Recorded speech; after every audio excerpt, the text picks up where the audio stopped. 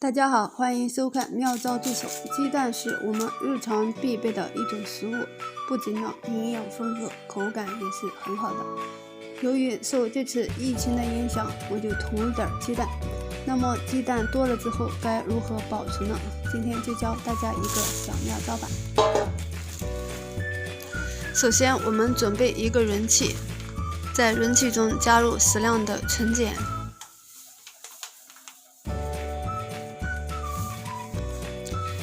接着我们就需要在盆中加入适量的凉开水或者是开水。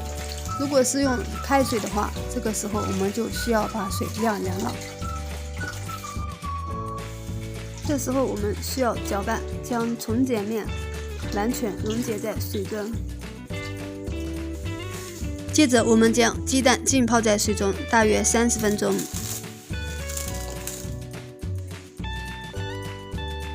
浸泡30分钟后捞出来沥干水，